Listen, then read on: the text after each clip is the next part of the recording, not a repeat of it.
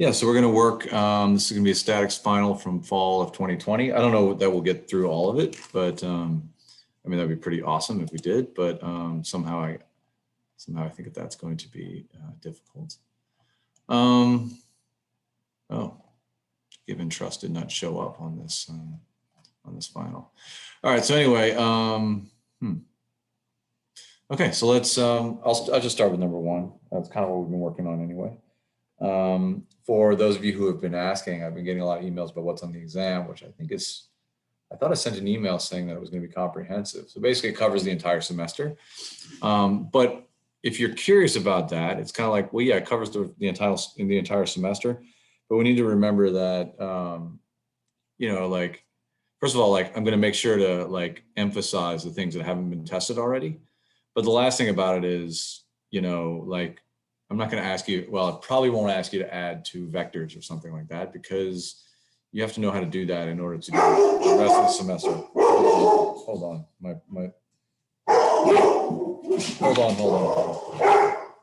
Hold on a second. Hey, shut up. Hey, just.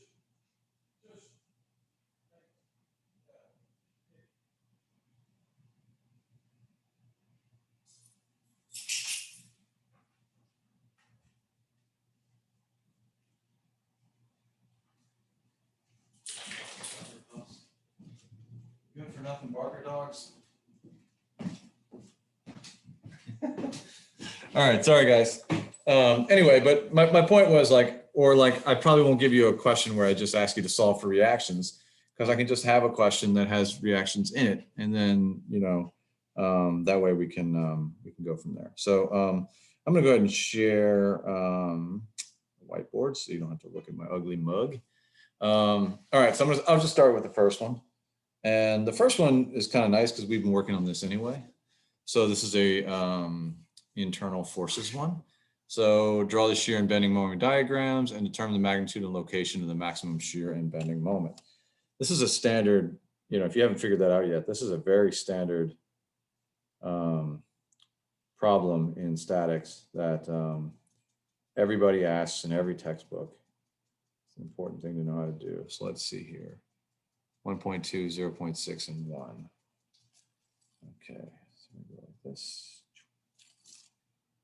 I think if you did this right, you would scale these arrows to kind of match what's going on here, but we're not going to do this perfect. I don't even think the textbook did this perfect. What's up? Why won't you draw? It's a line. There you go. Okay.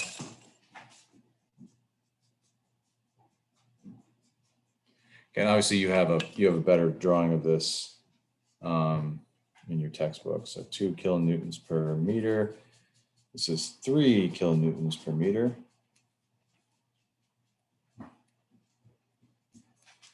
Let's see, this will be point B. I don't know why they labeled them, but just because. A, and they labeled them like this. You know, I stole this problem from somewhere. Okay, so now this is all tied into a wall. Okay, so we got 2 kilonewtons per meter down, and then we've got C going upwards. What is C? C is just some number P, which I think, yeah, so it's the 5th number of your student ID number. So I'll assume the 5th number of my student ID number is 3 kilonewtons. Let's give it a different number. Let's go with 4 kilonewtons. Okay, so what we need to do here, oh wait, we need some distances. So this is gonna be 1.2 meters. This is going to be 0.6 meters. And then over here, we're going to have 1 meter.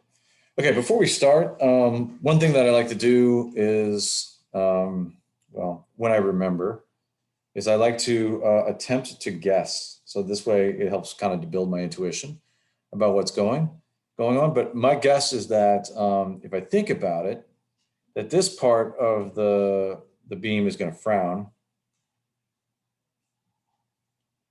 Okay, let's see. And then, do I think the whole thing is going to frown?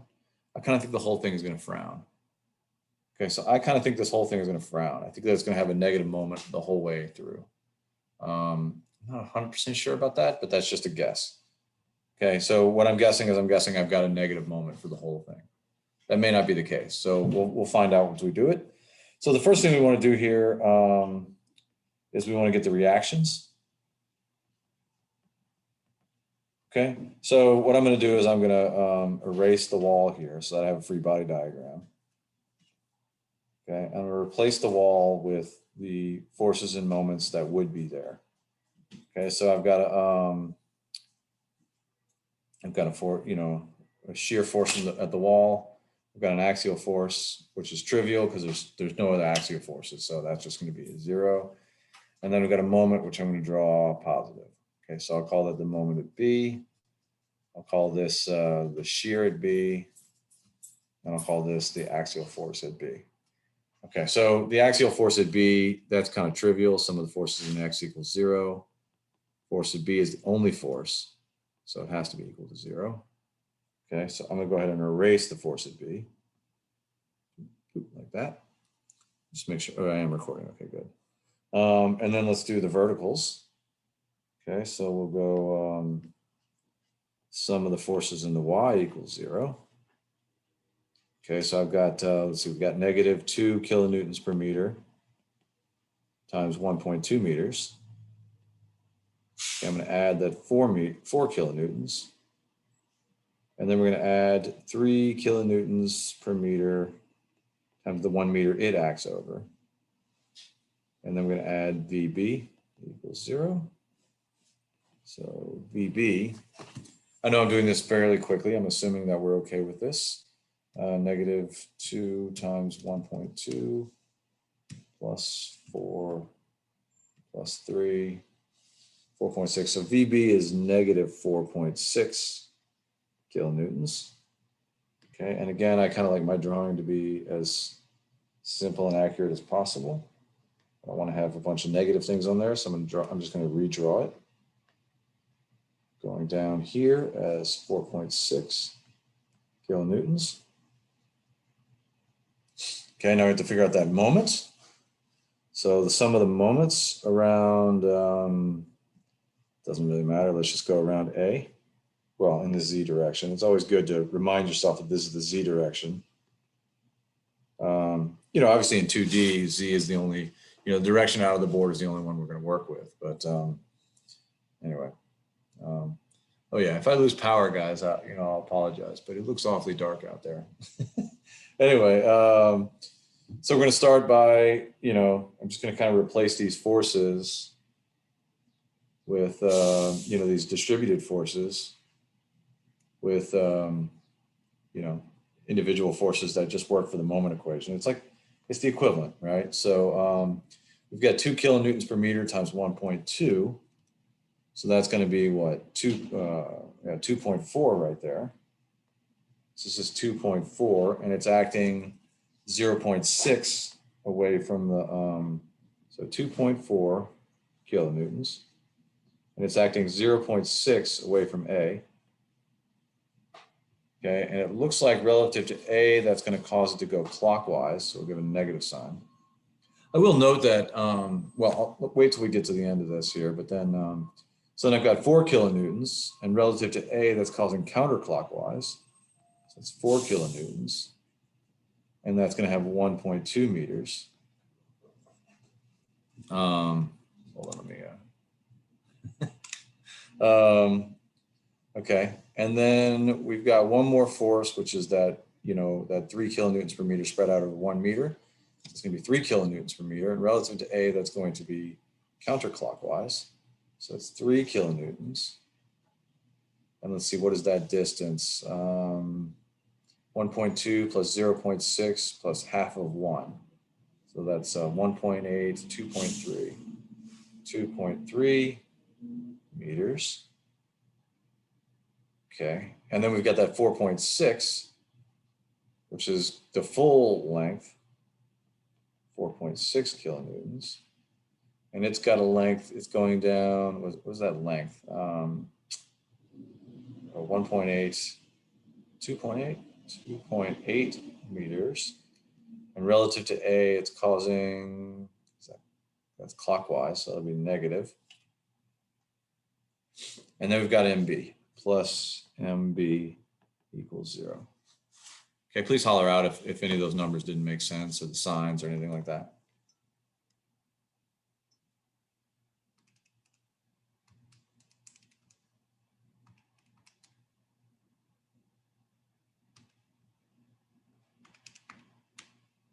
Well, I'm just plugging some stuff in my calculator.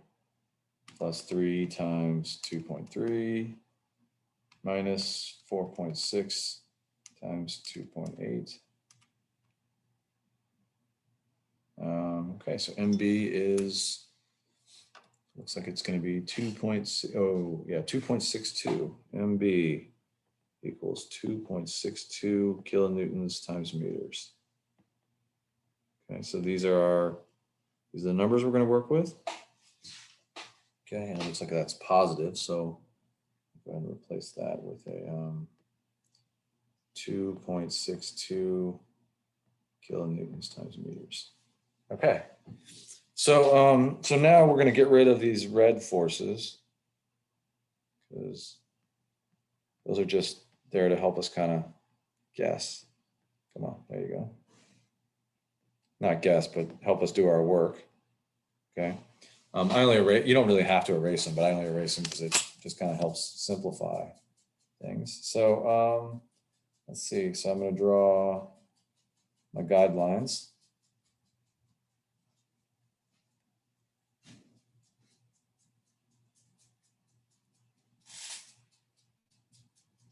I don't know if you can hear my dog scratching in the background. He's having an allergic reaction to something.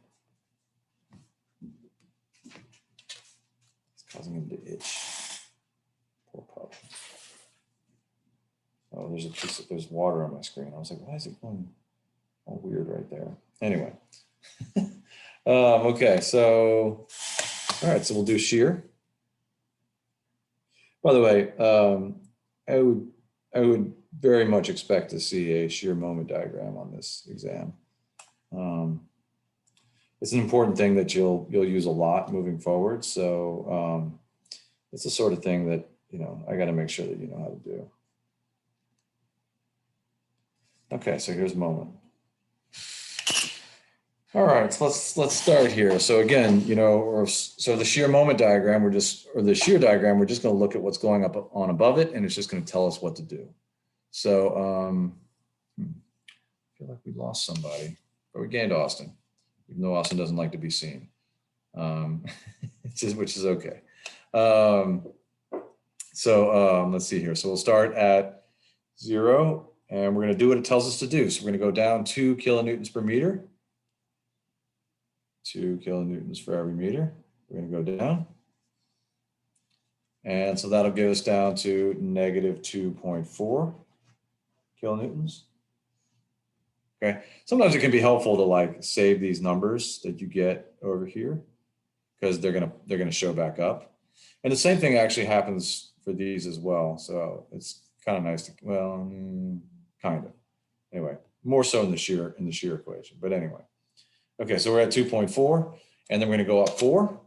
So we're going to go up here to, so we went from negative 2.4, we add 4, and we'll be at a positive 1.6 kilonewtons. Okay, and then nothing happens, so we're going to stay flat as we move across here. Okay, at which point we're going to go up 3 kilonewtons per meter. So we're going to go up 3 kilonewtons over this entire length. Okay, so that's going to bring us to 4.6, which, you know, we're just going to have to guesstimate where that is. All right, so this is 4.6 kilonewtons. Okay, at which point we're going to go down 4.6, so we'll go down all the way to 0. Okay, if you don't end up back at 0, then you've made an error, right? Because then it's not balanced at the end. Okay, it has to be balanced at the end. Okay, so that's shear diagram. Any questions on the shear diagram?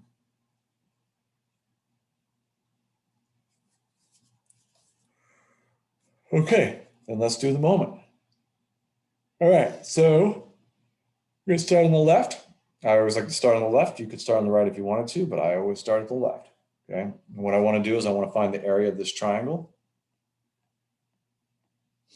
So the area of that triangle is, the base of that triangle is 1.2 meters. 1.2 meters. The height of that triangle is 2.4 meters. And then I'm going to divide by 2. Okay, so that's 1.44, and it's negative. So somewhere down here, we're at negative 1.44. And that's kilonewtons times meters. Don't forget your units. Okay. Now we want to remember that as we do that, I'm adding these little squares one at a time. So the squares are getting bigger and bigger. So the slope is getting steeper and steeper. So it's going to have a shape like that. Okay, concave downwards. Okay, at this point, I'm going to add the area of this shape. Well, that's a rectangle, so it's just base times height. So it'll be 0.6 times 1.6. Okay, so that's 0.96 positive. So negative 1.44 plus 0.96 is negative 0.48. So I'm going to end up somewhere like right here, negative 0.48 kilonewtons times meters. Kilonewtons times meters is kind of annoying to write. So maybe you might want to write kilonewtons times meters here and kilonewtons here. And that way then you can erase, well, I didn't really want to do that, but 2.4. And then you can just write numbers, right? Because then you've taken care of that requirement. You know, so you can just say, okay, well, this is 4.6 kilonewtons. This was, I don't remember, 1.6. Oh, dadgummit, the whole point was I didn't have to write kilonewtons. Okay, right. And so then once you do that, then over here, you don't, in fact, it would be incorrect to write the kilonewtons meters here. Okay, so let's just do it like this. So this is going to be 4.8. Come on, you can do it. And this will be 1.44. Okay, so anyway, so we're adding these little boxes, remember? And the little boxes all have the same area. So we're going to have a straight line, but that just means that the slope is going to be constant. Okay. Rocky, you came to do some statics, did you? Okay, he's obviously doesn't do too well. Well, he doesn't have a problem with the storms, but he doesn't really get to go outside as much. So, okay, so then at this point, we're going to, all right, boy, you're really in the way. All right, so we're going to add this trapezoid. And the way that we do trapezoids, or whatever we call this shape, is we're going to take the average value. We're going to basically treat it like a rectangle, like what I just drew, that little blue line. And so what we need to do is we need to figure out the average of this point, and then multiply that times the base. So it's 4.6 plus 1.6 divided by 2. So what's that? 6.2 divided by 2. So the average height here will be 3.1. And we'll multiply that by 1 meter. So that we're going to go up 3.1. Okay, so we're going to go up from negative 4.48. I know, I love you too. Negative 0.48. And then we're going to add 3.1. Yeah, I know. It's really, you're going to climb up? Okay. He likes to climb in my lap. He's an 83-pound dog, as of the other day. So anyway, so if we do 3.1 times 1, so that gives us 3.1 kilonewtons times meters, and we add that on to the negative 0.48, we end up at 2.62. So that's pretty high up here. Oh, I don't want blue, I want black. So like right here, so that's 2.62 kilonewtons. Oh, sorry, we already took care of the units. Okay, and notice that the boxes are getting bigger, okay, as we go. So this is going to curve upwards. Okay, notice the slope right here is pretty much the same as the slope right here. So it's not discontinuous. It's just going to kind of like keep going, but it's going to curve upwards. Okay. And at this point, we've got a positive 2.62. So that's going to drop us right on back down here. Okay. And that's it.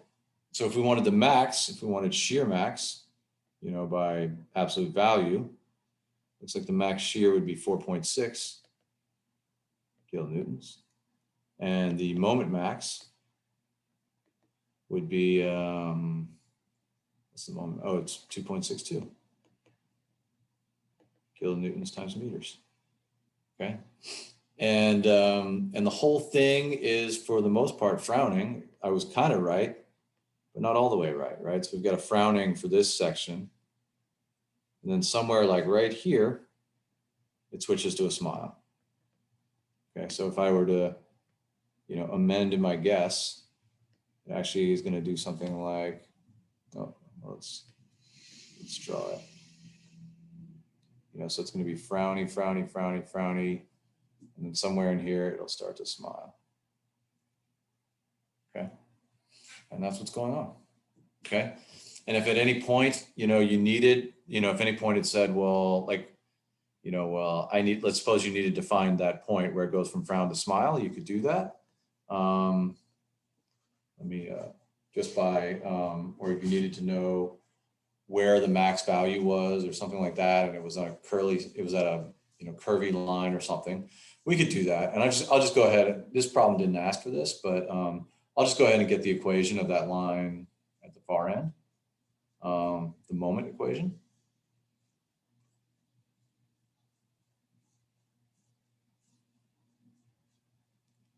Okay, and actually we'll start by getting so what we're going to do to get, so basically what we're going to try to do right now is try to get the equation for that line. Okay, because what we're going to ultimately try to do is get this point right here. Right? What do you think, Rocky Dog? Is that a good idea? Okay, so so what we're going to do is, so basically to start, I want to get the equation of this line. So basically I'm going to do y equals mx plus b, basically. Right, and b, of course, is v at x equals 0. Okay, Rocky, you really, okay, get out. Okay, so this is the y-intercept. Okay, so this is going to be v at, the y-intercept. Okay, so this is going to be v as a function of x. So y equals mx plus b. Okay, and this is just some constant, which I'll just call v1. Okay, so so I'm going to start at, let's say at x equals 1.8. X is 1.8. Okay, the slope of this line, well, that's this 3 kilonewtons per meter, 3 kilonewtons per meter. This is x is 1.8 meters. Okay, I don't know this V1, but I know that at 1.8 meters, the shear is 1.6 kilonewtons. Okay, so basically I'm plugging in the point x comma v. Oh, that's really ugly. Plugging into the point x, which is 1.8 meters, and then y, which is 1.6 kilonewtons. Okay, so that's x comma v. Okay, and v is kind of y in this case, right? And I'm doing that so I can solve for v1. So if I do that, I get v1 equals, let's see here, on clear, 1.8 times 3. Okay, we're going to bring that over to the other side. And we get negative 3.8. Negative 3.8 kilonewtons. Okay, and that makes sense that it should be negative, because if I were to kind of imagine this line continuing on until we got to x equals 0, we should end up with a number, somewhere over there. Obviously, I didn't do a perfect job with this drawing, so it could do lots of things. Okay, so then my equation becomes the shear equals 3 kilonewtons per meter times x minus 3.8.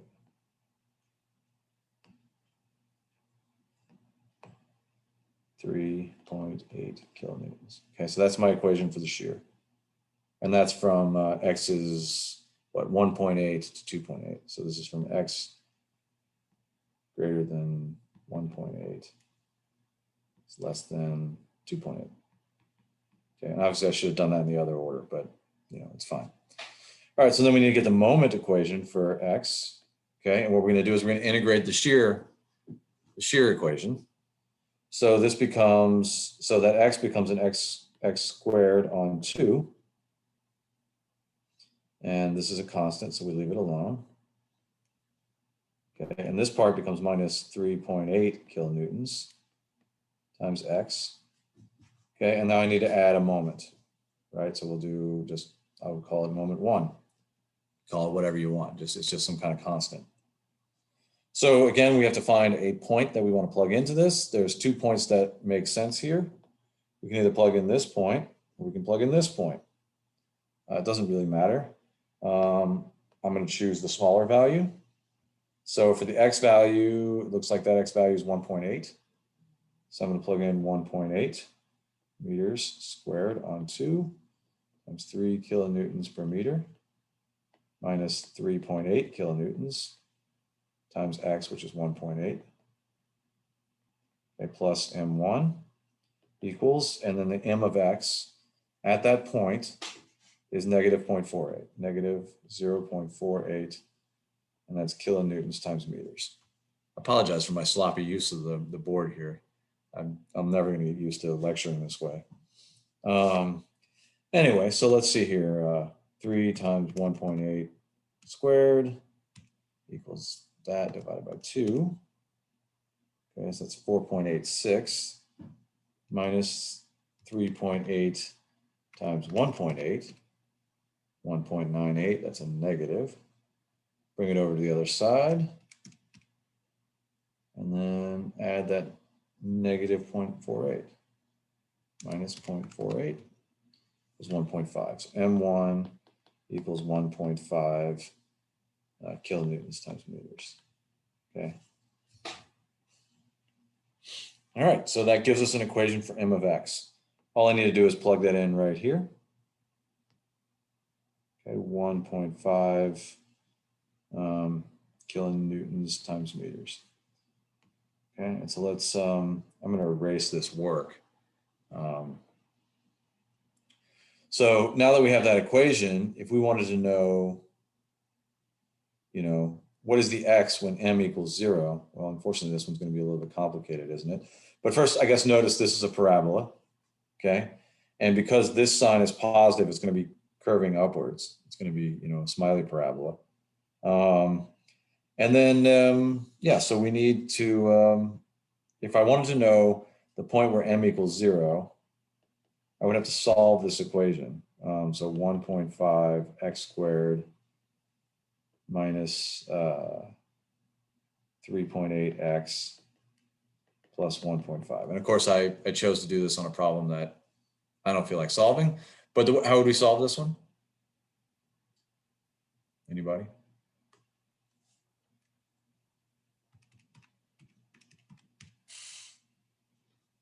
No ideas, no thoughts?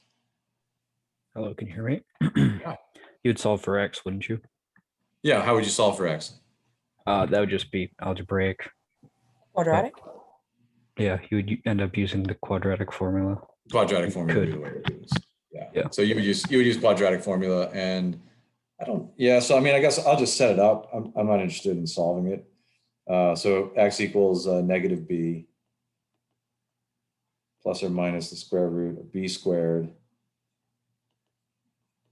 minus 4a 1.5 times c, which is 1.5, all over 2 times a 1.5.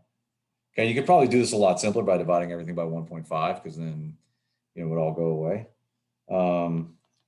So probably only, well, let's just go ahead and do this. This is really not that complicated. 3.8 squared minus 4 times 1.5 squared. Oh, good, it's a positive number. That's always nice. So we'll raise that to the half power. Okay, so 3.8 plus or minus 2.33. And we know we're going to want a number that's, so this is 3.8 plus or minus 2.33, 2.33. Because I like 5 sig figs, we'll just keep that to 4 all over 3. Okay, so I'm going to add 3.8. I'm going to divide by 3. And so 1 root is, put it over here, x equals 2.04, 2.0441. So that's 1 root. And the other root is going to be 3.8 minus 2.3324 equals divided by 3. So the other one is 0.4 892 meters. So the question is, first of all, why 2 roots? And second of all, which one's our answer?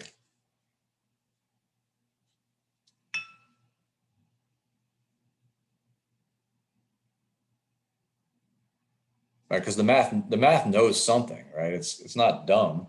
Well, it is dumb. It's a brute force method that works, but we do need to think about what happens when we pull that out. Any idea which one we want? I mean, what is x measured from? It's measured from x equals 0. X equals 0 is over here. So which one do we want?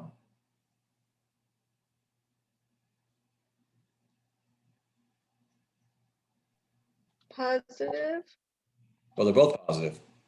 Oh.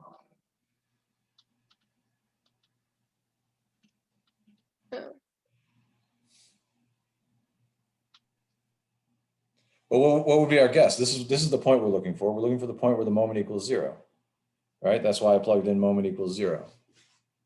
So what would your guess for that number be? Is it more reasonable that it's going to be 2 meters to the right or 0.48 meters to the right of 0?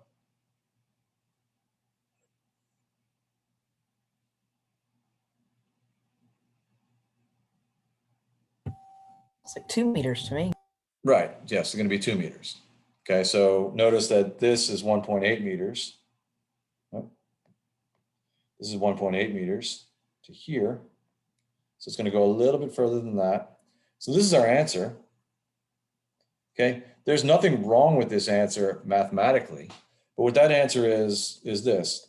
This is a parabola, right? And what's happening is if I were to plot the full, I only plotted the parabola from in this range right here. So basically that's why we had to accept this. It's the only one that's in that range. But if we were to plot the full range of that parabola, it would do this. Okay, and it would keep going up and up. So what this number is, this is that other location over here, where if the parabola were allowed to keep going. Okay, so we're not interested in that value because the parabola doesn't apply over here, right? Like this is not the line that we're interested in. Okay, so mathematically, there's nothing wrong with this number. There's nothing wrong with it. It's just that, you know, for our purposes, it doesn't apply. Okay. So anyway, so that's the idea behind that. So again, this is you know, my complaint. Not enough word problems. You know, like, okay, we can plot a parabola, but you know what's going on here. So anyway, that's not your fault. All right, so let's clear all this. Any questions on this before I move on? Okay. So yeah, so that inflection point, basically, this inflection point right here between smile and frown, which is going to go like right in here, frown and then smile.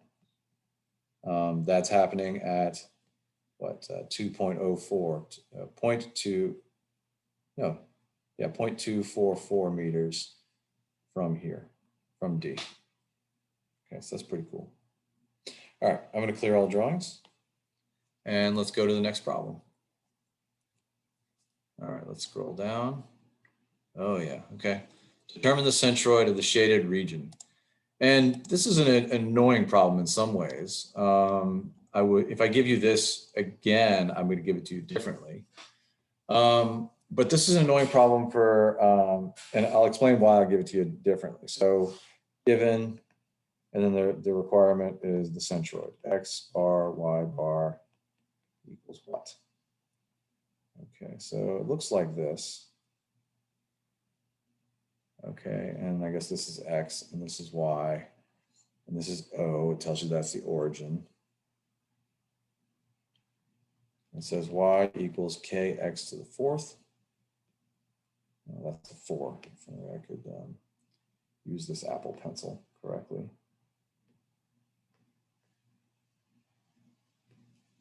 Okay, and there's a shaded region here.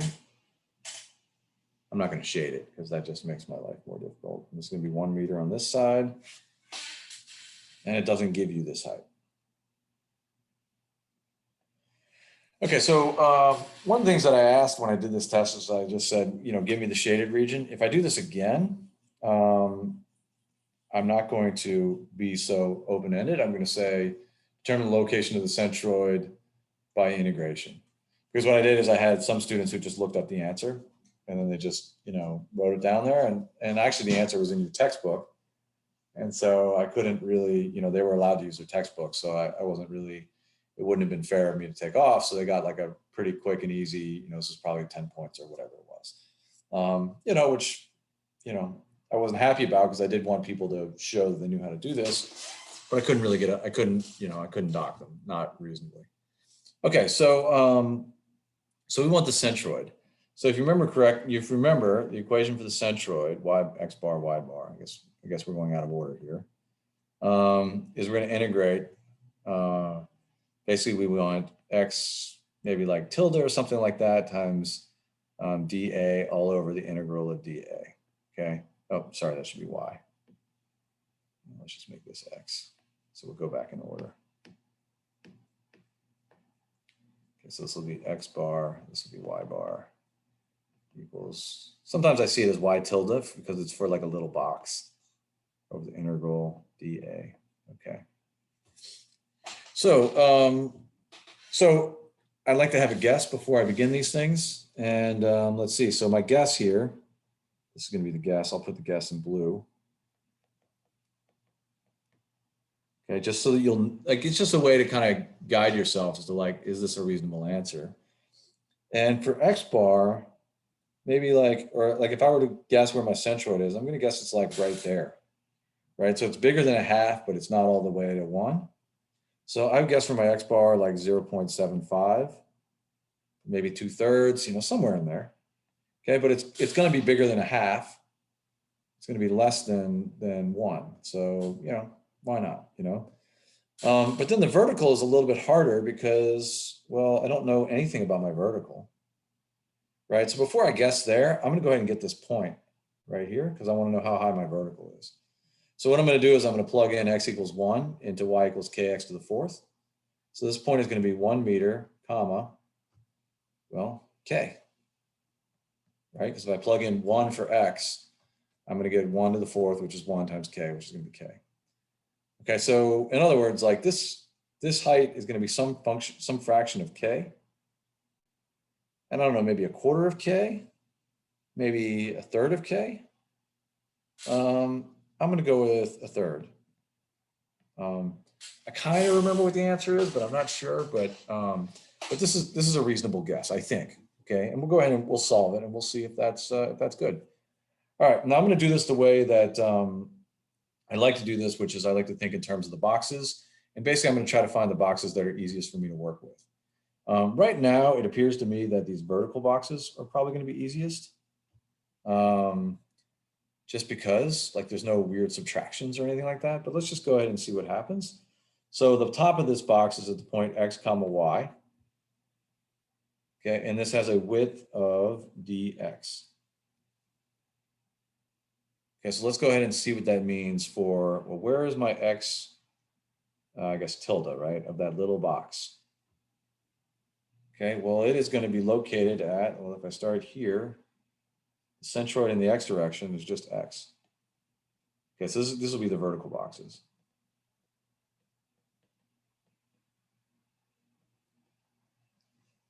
Okay, my y tilde, okay, well, that's going to be, we're going to start at here, but, the centroid of that little box is only halfway up.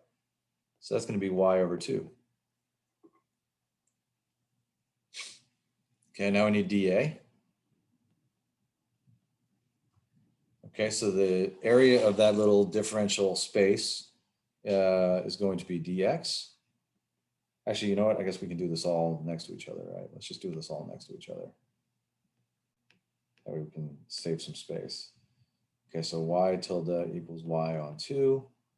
And then dA, because it's the same for both, for x and for y. It looks like it's going to be dx. That's the width. And then the height of this thing, well, that's just going from here all the way up to whatever its height is. So that's going to be y. Okay, any questions on that? Okay, let's do the horizontal boxes.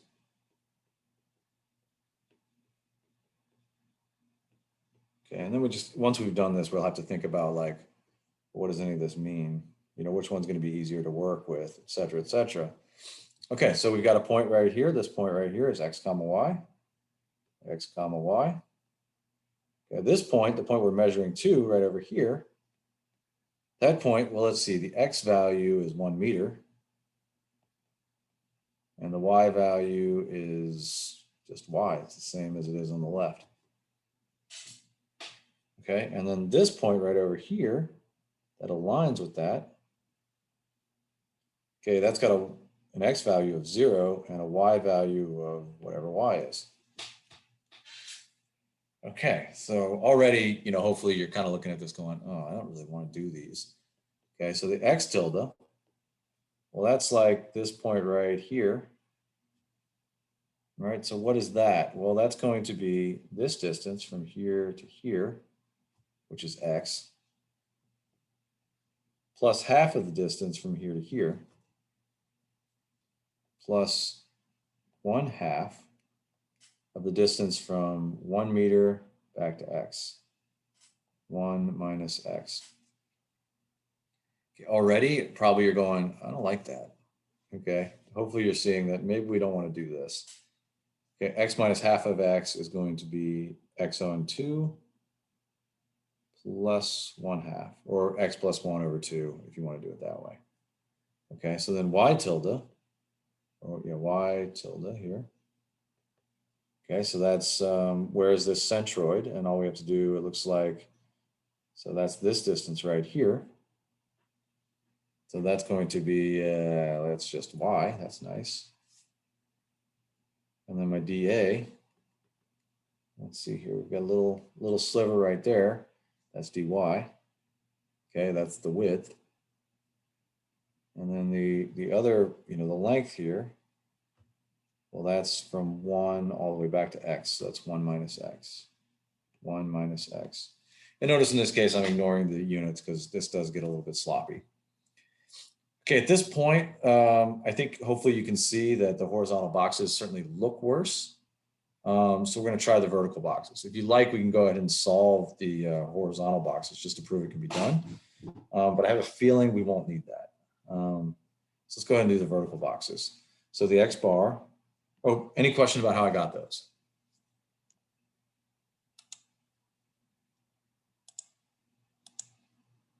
Okay, I'm going to take that as we're good. Okay, so the x bar then equals the integral of the x hats. It's going to be x d times dA, which is going to be y dx. Okay, divided by the integral of the dA, which is going to be the integral of y dx. Okay, since we're integrating in x, those y's need to be replaced. But also, because we're integrating in dx, that means we're doing these vertical boxes. So the vertical boxes start at 0 and they go to 1. So we're going to go 0 to 1, 0 to 1. Okay, x bar equals integral from 1 to 0 of x dx. I don't want y though because I have a dx, so I need to plug in using this equation right here, kx to the 4th, kx to the 4th. And then on the bottom, we're going to do the same thing, 1 to 0 of kx to the 4th dx. Okay, so then I'm just going to start doing some algebra here. So we got x bar equals, this k is going to be pulled out on both top and bottom, and then it will cancel. So we're going to end up with the integral from 1 to 0 of x to the 5th dx over the integral from 1 to 0 of x to the 4th dx. Okay, so if we do all that math, let's see, so that becomes 1/6 x to the 6th from 1 to 0 divided by x to the 5th, 1/5 of that from 1 to 0. The zeros don't matter because they plug in and they give you zeros. And so on the top, we get 1/6 over 1/5. So x bar equals 1/6 divided by 1/5, which I believe is 5/6. And then there's one x left. Yeah, 5/6. Okay, and that's meters. Okay, so this guess is pretty good. Okay, what's 5/6? 0.83. Yeah, so the actual answer is like 0.83 repeating meters. Okay, so pretty good. In this case, obviously, if it's not obvious, using 5/6 is the exact answer. So it's pretty good to keep it as a fraction. But obviously the rule in this class has always been round to 3 sig figs. So if you turned in 0.833 meters, I would accept that. But if you can keep, an exact answer without writing a bunch of, decimals, that's a pretty good move. Any questions on that? Okay, and it looks like the vertical boxes were pretty straightforward. So I would recommend just using the vertical boxes. But let's go ahead and get Y bar. Let's go here. I'm going to erase all this. Presumably Y bar will be more difficult, but I'm not so sure. I mean, that was a pretty nice, simple, as far as integrals go, that's as simple as it gets. Okay, so for Y bar, okay, we're going to get the integral of Y hat. So that's this one, Y over 2, dA, which is going to be Y dx. Okay, so unfortunately, we're going to have to, do some stuff to get in those Y's into X form. And then we've got on the bottom, the integral of Y dx. We've already done the bottom, right? I don't remember what it came out to. Was it, it was 1/5? Wasn't it 1/5? Do y'all have notes? Was it 1/5? Yeah, okay, so what we're going to do is we're not going to bother doing this twice. 1/5. Okay. Technically, that has units of meters squared, meters squared, but I'm just going to leave it alone. Okay, so you don't have to do the dA twice. There's no reason to spend your time doing that. So let's go ahead and do the top bit. Okay, because this is dx and we're going from 0 to 1. So it goes 0 to 1. Okay, but I need to make those y's into x's because I'm working with dx. So I'm going to pull the 1/2 out. I still got that 1/5 on the bottom. I'm going to integrate from 1 to 0, and I'm going to take those y's. It's a y squared. I'm going to plug in kx to the 4th for y, like that.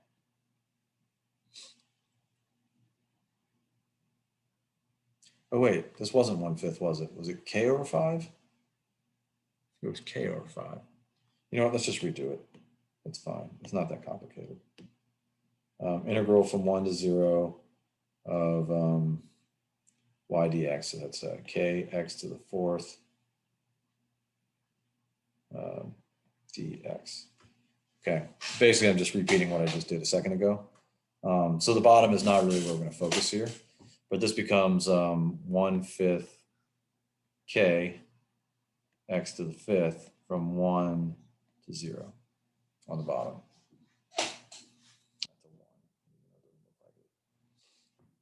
Okay, so the half and the 1/5 are going to combine, so y bar was 5 over 2. And then we've got a k squared on top, right? Because that's a constant. I'm going to pull it out. And on the bottom, I've got a k. That's also a constant. I'm going to pull it out. And then, so that takes care of the bottom, right? Because I think that x to the 5th is x, that's 1 to the 5th. So the bottom is taken care of. And then the top, I still need to integrate that. So that's going to become x to the 8th. You know what? I'm skipping too many steps. I don't mind doing it, but I don't like doing it when I'm teaching. All right, so let's do the bottom. Equals 1/5 k 1 to the 5th. Okay, so the bottom is k over 5. K over 5. Okay, the top, 1/2. Okay, I'm gonna pull the k squared out. I'm going to be left with the integral from 1 to 0 of x to the 8th dx. Okay, so that's going to become 1/2 k squared. And then we'll integrate that, so that'll become x to the 9th, 1/9 Okay, I need to put some parentheses on that. From 1 to 0. Okay, so the nice thing here when we go to 1 is that x to the 9th is just going to go away. And so we're going to end up with y bar equals, well, let's see here, this k squared cancels with that k. This 1 and this 1 plugs in and that just goes away. So I'm left with 5 over 18, 5 over 18 k. Okay. I mean, okay, not k. So questions about that? Okay, obviously a little bit of, messy. So 5 over 18 is 0.277. So I would have been better off guessing a quarter. Basically 0.27 repeating. Okay. Okay, so again, my guesses weren't too far off. Questions?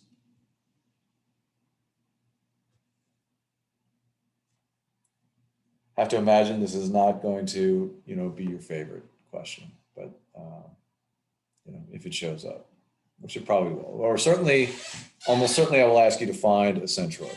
Centroids are they will show up throughout the rest of your civil engineering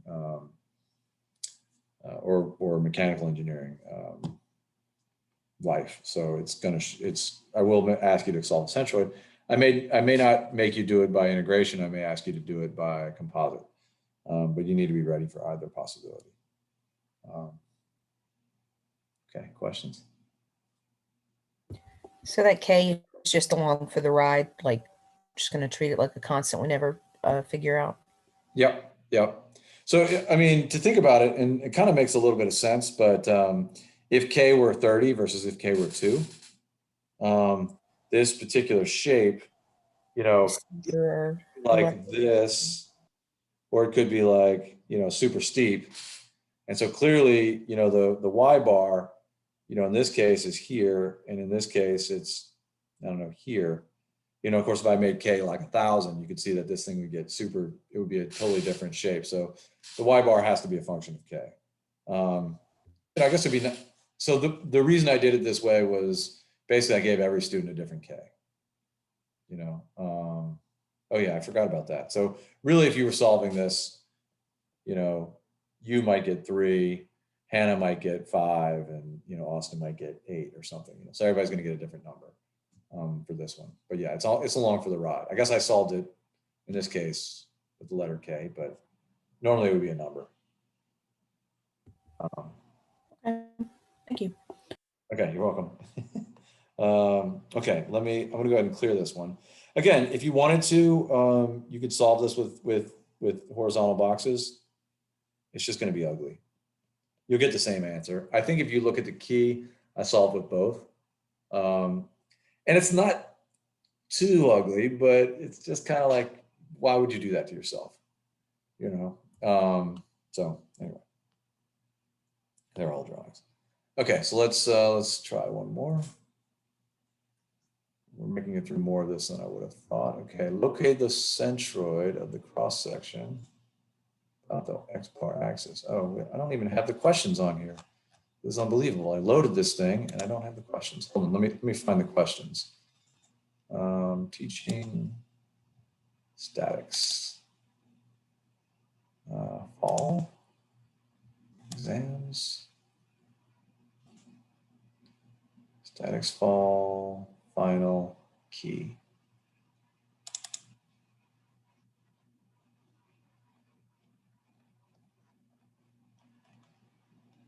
What the? This is a totally different exam. That's weird. I wonder why I made a makeup.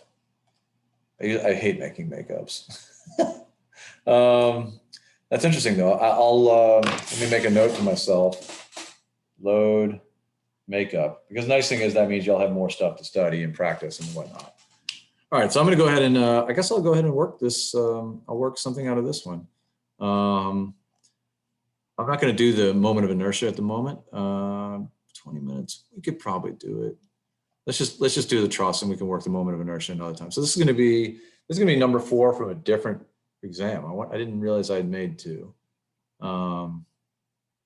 Anyway, so we'll just go ahead and do this one. So this is a truss. And it looks like this. It looks like I drew it. I must have just made it up. That happens sometimes. Anyway, the nice thing about making up a truss is that I know for a fact that no one's going to chegg for it. So this is going to be, let's see.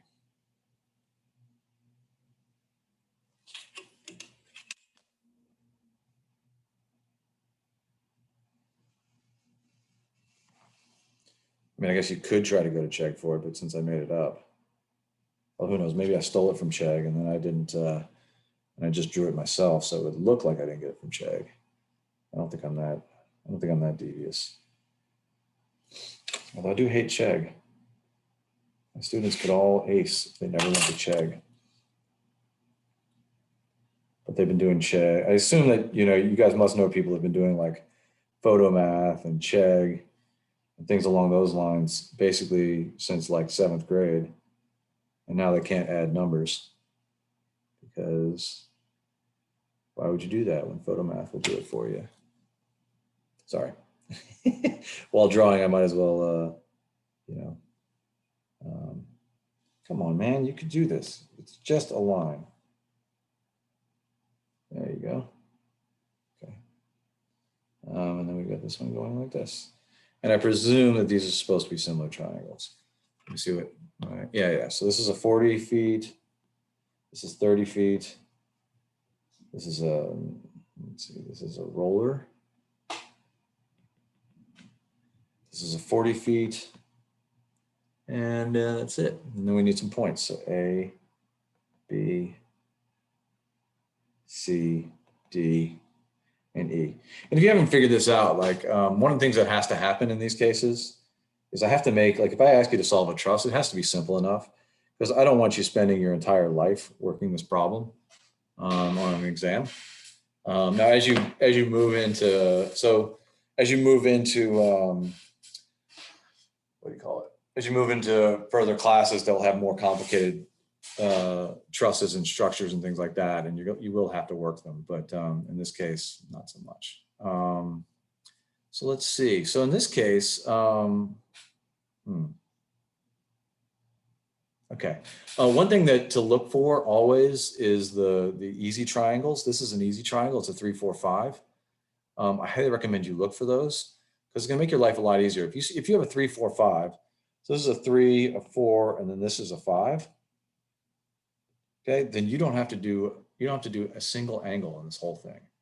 Now, instead, what most of my students are going to do is they're going to go ahead and figure out that angle, the angles, and they're going to figure out that this one right here is 53.130, and they'll figure out that this one is whatever 90 minus that number is, 90 minus 53.13, and they'll get 36.87, 36.87.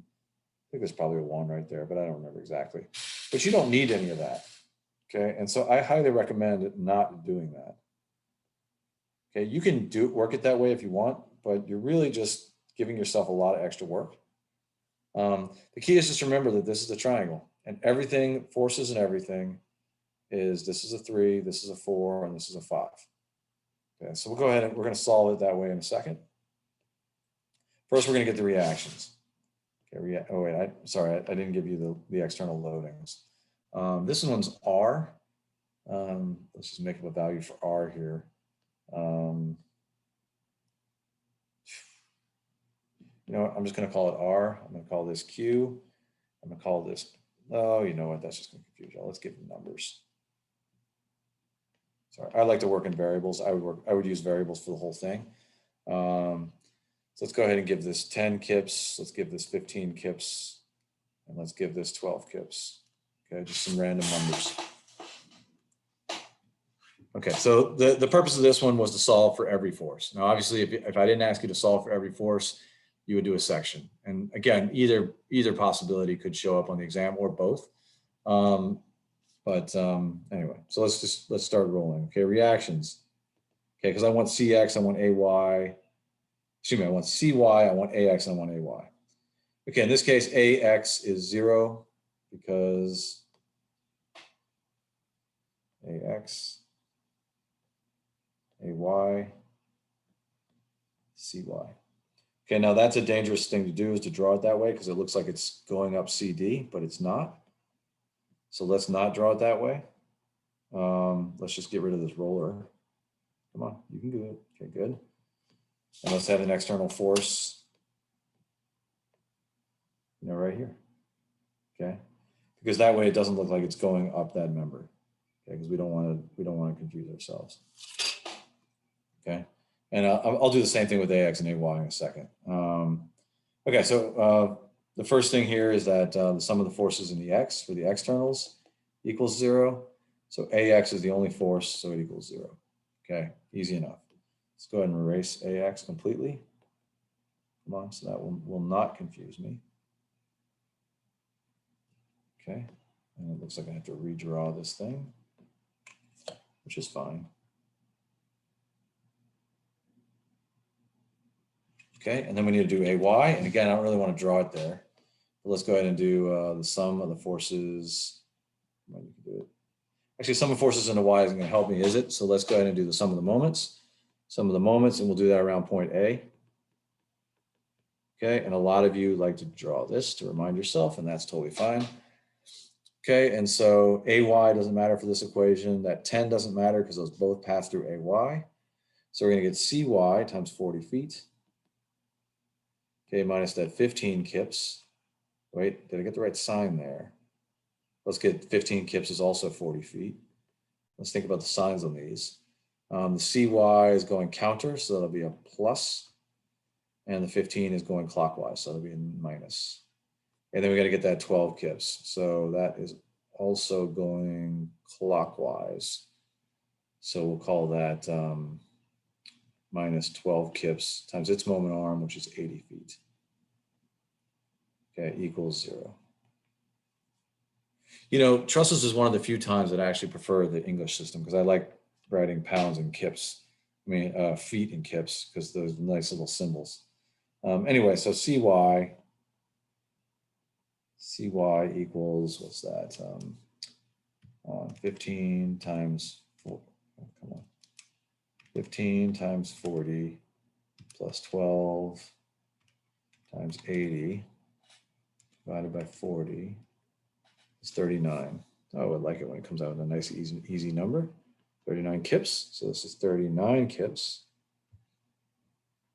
Okay, and now we need to get AY, and so we'll do the sum of the forces in the Y equals 0.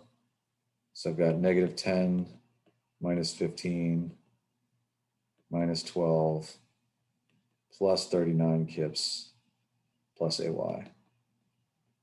Okay, again, I know I'm doing that quick, but my assumption is that at this point we're doing pretty well with this. So just holler if something didn't make sense or if I forgot something, because that certainly happens. Oh, and AY has a grand old total of 2.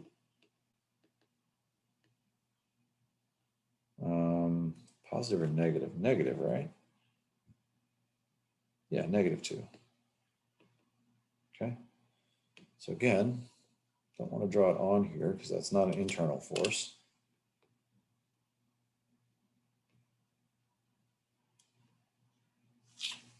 Okay, let's go down here. So we'll draw it on here like this as a two kip. The old 2 kipper. Okay, so let's get rid of all this. Well, I don't think I'm actually, so the way I solve these, I don't actually need a whole heck of a lot of space. Because if you're going to do this by joints, which I highly recommend when you need everything, let's see. So let's see. So we're going to get AB, AC, BC, BD, CD, CE, and DE. That's a lot. So when you got to do all these, I just recommend doing them by joints and just kind of like, walking your way through. Okay, so we're going to walk our way through. I'm going to do some blue on here. So I'm going to start at joint A because that's an easy joint. Some forces in the X direction. In the X direction. Well, there's only one force in the X direction. So AX is 0. Okay, if I sum forces in the Y direction, well, I've got 2 kips going down. So I need 2 kips going up. So I've got 2 kips going up. Okay, so that then means that this has to be 2 kips pulling down, which means that AB is 2 kips in tension. Okay, please holler if I go too fast. You know, I get very excited. I love working these problems. All right, so now I'm up here at this joint. Okay, I've got a total of 12 kips going down. Okay, so I need 12 kips going up. Okay, so I'm going to go, let's see, that means that this thing has to be going upwards. Okay, and the vertical component of that needs to be 12. Okay, so I'm going to look at my handy dandy triangle over here. And so that 12, well, that's the 3 side. I need the 5 side for my answer. So basically, I'm going to take that 12, divide by 3, multiply times 5. Okay, so this is going to be 20 kips. Okay, and if I want the 4 side, I'm going to take that 12, I'm going to divide by 3, and I'm going to multiply by 4. I'm going to get to 16 kips. So you see now I've got a 3, 4, 5 triangle for my force right there.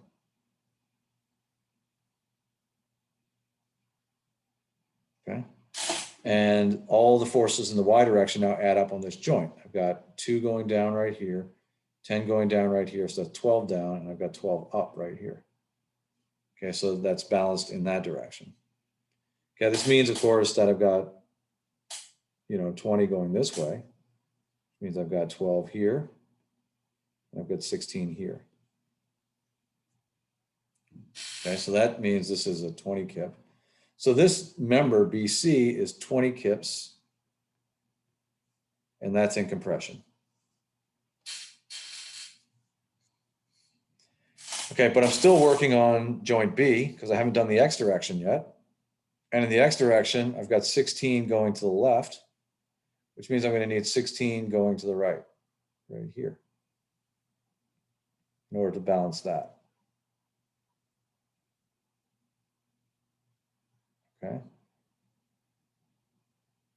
So that means BD is 16 kips in tension. Okay, please interrupt me if this isn't making sense, because I'm not writing out the formulas. Not because there's anything wrong with writing out the formulas. It's just kind of a quick way to just kind of stare at it and just kind of fight through. Okay, and kind of what I'm doing for my free body diagrams is I'm just kind of, envisioning this as a free body. Okay, so now I can go pretty much wherever I want at this point. Let's go to joint C. Okay, AC doesn't matter, it's a zero force member. So now I need to go and let's see. The tricky thing for me is always not forgetting these external forces. But anyway, we're not worried about that force at D. We're only worried about what's happening at C. And so let's see, in the vertical, I've got 39 going up. I've got 12 going down. So that's a grand total of 27 going up. And the only thing that can hold it is this thing. It's my only vertical force. So it has to push down with 27. So it's going to be 27 kips. Like that.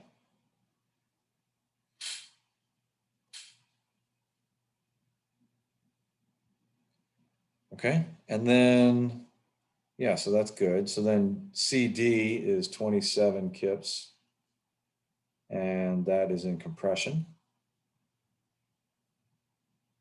Okay, so let's go ahead and do the X direction down here at C, and I've got 16 pushing to the right, which means I need 16 pushing to the left right here. So it's going to be 16 kips. So CE is 16 kips, and that is in compression.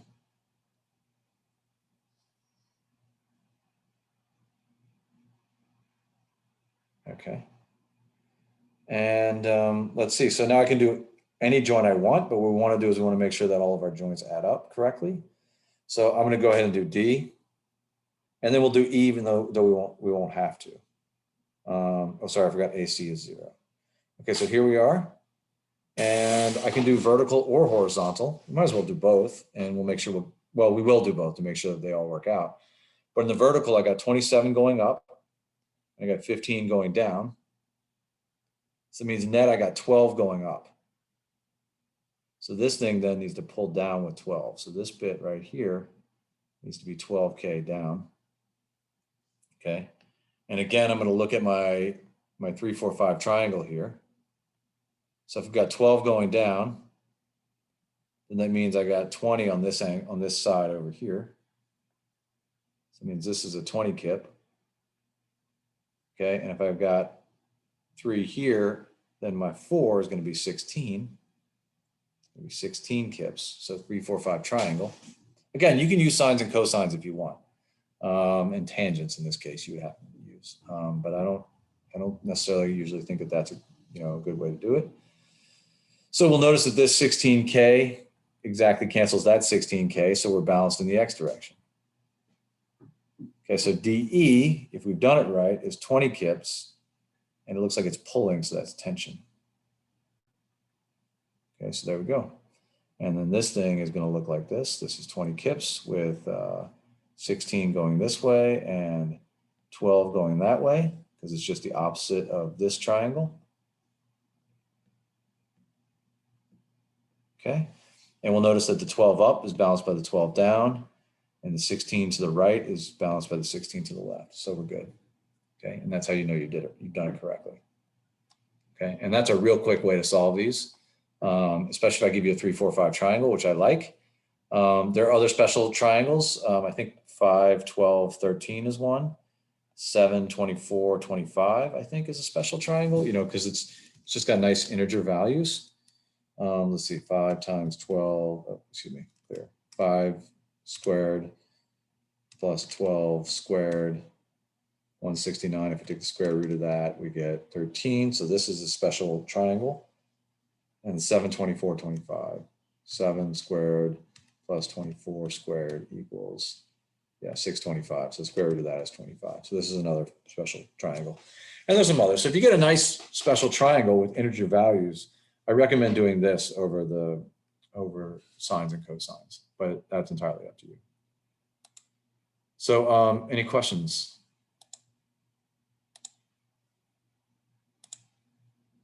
I don't know, nobody says anything, so I don't even know if y'all are sitting there going, I don't like that.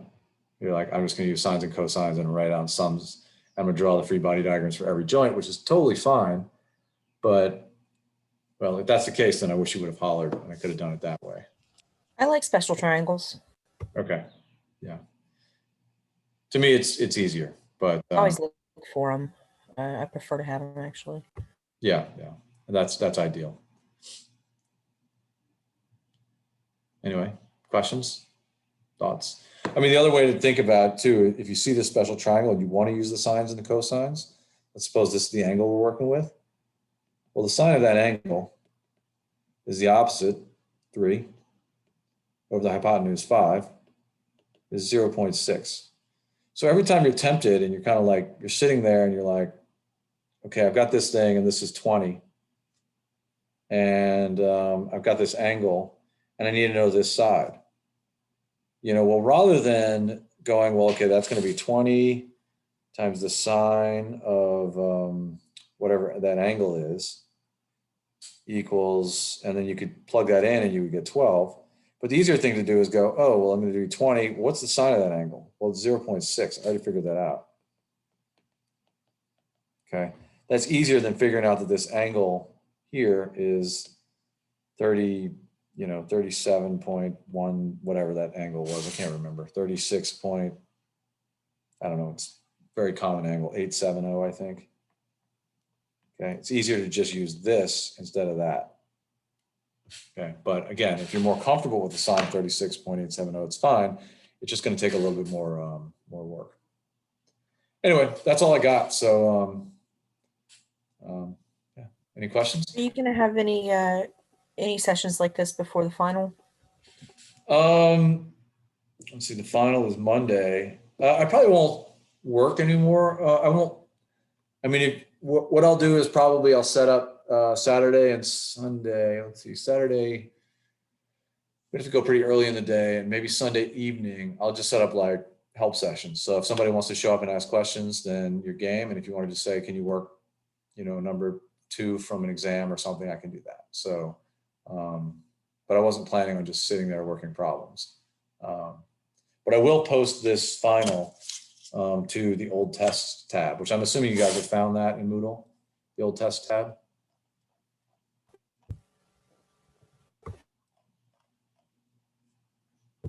I mean, I'll go look.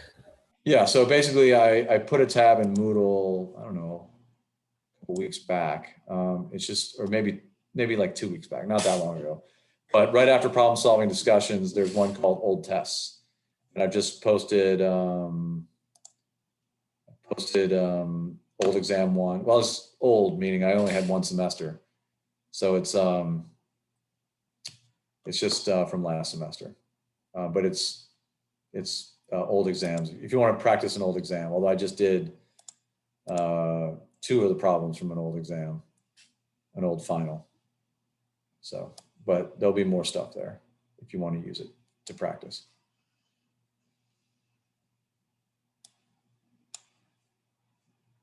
Anyway, so if there's no more questions, then I'll chat with you guys later. Yeah, this was helpful. I'm just not a morning person, so I'm sitting here listening, but it does help to see them worked out. Okay, cool. I'm not a morning person either. I'm definitely a night owl. So yeah. Anyway, so good to see you guys, and I guess I'll see y'all later. Thank you. Thank you. Yep. See you later. See ya.